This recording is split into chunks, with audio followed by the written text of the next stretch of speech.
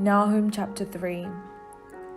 Ah, city of bloodshed, utterly deceitful, full of booty, no end to the plunder, the crack of whip and rumble of the wheel, galloping horse and bounding chariot, horsemen charging, flashing sword and glittering spear, piles of dead, heaps of corpses, dead bodies without end, they stumble over the bodies, because of the countless debaucheries of the prostitute, gracefully alluring mistress of sorcery, who enslaves nations through her debaucheries, and peoples through her sorcery.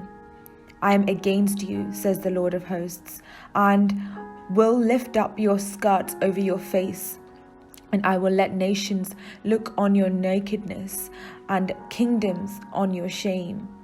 I will throw filth at you, and treat you with contempt, and make you a spectacle. Then all who see you will shrink from you, and say, Nineveh is devastated. Who will bemoan her? Where shall I seek comforters for you?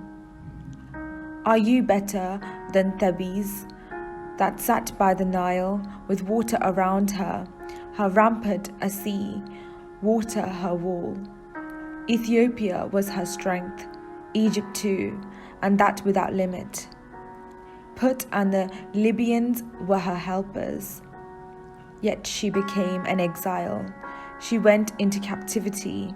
Even her infants were dashed in pieces at the head of every street. Lots were cast for her nobles. All her dignitaries were bound in fetters. You also will be drunken. You will go into hiding. You will seek a refuge from the enemy. All your fortresses are like fig trees, with first ripe figs. If shaken, they fall into the mouth of the eater. Look at your troops. They are women in your midst. The gates of your land are wide open to your foes. Fire has devoured the bars of your gates. Draw water for the sage. Strengthen your forts. Trample the clay. Tread the mortar. Hold back the brick mold. There, the fire will devour you. The sword will cut you off.